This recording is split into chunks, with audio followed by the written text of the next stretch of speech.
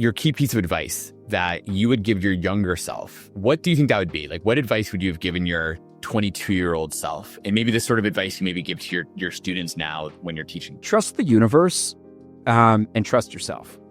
I think that was one of the things that took me a really long time, is I always thought I had to will everything into existence, right? And I think that, like, you know, I think about this all the time, is that, like, if you have it within you, you should just be positive and do it, right? It's really not much more simple than, much harder than that, right? Like, you know, it's interesting. I spent so much of my life trying to be like, what does this person think? What does that person think? How can I be? And then at a certain point you realize, you're like, wait, am I the most credible guy to go to for this? And then you're like, wait, I just trust my own instinct, you know? And I think that that's like a moment that I think a lot of people struggle with. And I think the other part that I would say is never, ever, ever underestimate the value of community. I think today there are so many people that are so lonely, so upset, so negative. I mean, if you want, go on social media, look at like what that, you know, what's out there, right? If you want to be sad, it's very easy to do so. It's very hard to be positive.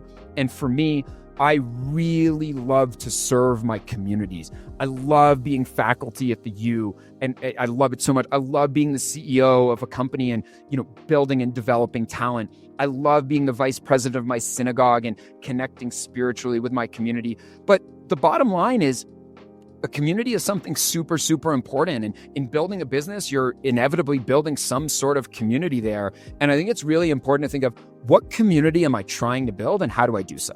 But how do you break up your day? Like, what is a day for, like, you have your goals overall, but sure, but like, what does a day look like? What does that actually mean for you on a day-to-day basis when you're trying to figure out, what am I going to spend time? Like, how do you just organize? What am I going to spend time on? What am I going to prioritize?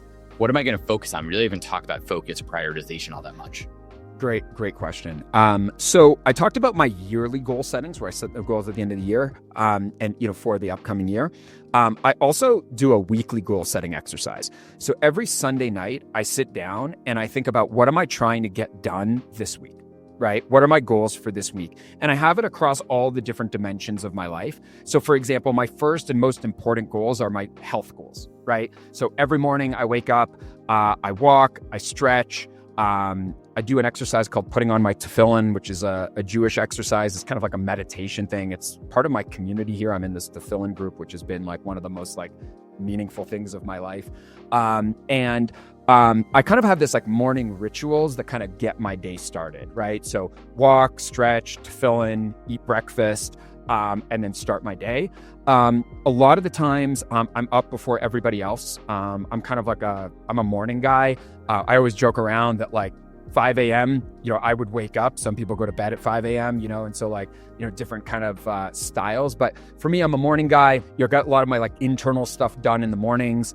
In the winter, I really try to ski, not every morning, but as much as I can. I live 5 minutes from the base of the mountain. So for me, generally what I do is I'll wake up, I'll do an hour of work, I'll go to the mountain, I'll ski for an hour, I'll come home, I'll be back at my desk, let's say like 10:30 in the morning. Generally, I then do quite a bit of sales meetings and investor meetings. I really, really love selling. Like I, you know, for me, it gives me a lot of happiness. I love the look on someone's face when you show them a future that they never thought was possible. And, you know, there's different people that seek, you know, satisfaction in different ways. And so for me, that's something I really love. And so generally throughout the day, I call that like kind of execution mode, whether it be, you know, it's when everybody else is working, right? So you do the do of, you know, being a CEO, the internal meetings, all that fun stuff. And then I take a break. My wife and I really love hot tubbing. So we hot tub kind of almost every night, maybe 4 nights a week, whatever. And then we also like debrief the day. So we spend a lot of time like processing. We have a rule in the hot tub. There's no phones in the hot tub. So we just like spend our time like processing and talking and kind of thinking about stuff. And then I go into my nighttime work. And I try to match the brain capacity of where I'm at to what I'm doing. That's a really big part of, I guess I should say, of one of my secret sauce is that in the morning, I'm really alert. But I joke around with my wife all the time. I do a lot of work in my subconscious before I go to sleep, right? It's like, you know, the administrative things, maybe the things that Chor could take care of for me. But the reality is that, you know, I try to not spend, you know, peak brain capacity doing things like that. You know, and this is where I think the work-life balance thing gets this like facade, right? It's like, I need to work and then I have like, it's, if people think it's like this binary thing, right? It doesn't really work like that for me. You know, for me, it's how do I access different parts of my brain at different parts of the day, right? And I've learned that processing is a really, really, really important thing, you know, for me, right? And so I spend a lot of time really like trying to process. I journal a lot. A lot of the work I do on the weekend, you know, obviously there's all the stuff you do as a CEO during the week, but a lot of CEOs don't talk about how much work they do on the weekends. I love working on the weekends, right? It's funny. I get people being like, yo, you want to golf this weekend? And I don't get me wrong. I love golf. I love golf. This summer, I've been so excited to, like, in the company I'm building now, that a little bit, I want to be home working, you know? And so the thing is work has this like negative connotation, like, oh, I'm working, right? There's some things I like about my job. There's some things I don't, like anyone. But for me, I love the strategy. I love planning what the future looks like. And on the weekend, there's nothing I love doing more than going on a hike, thinking about where I think things go. I live in the most beautiful place in the world. And then I come back and I journal. Spend a lot of time just trying to get, and if you really do feel that you're destined for greatness, if you really do feel like you can trust the universe because you're trusting yourself, the answers are inside you.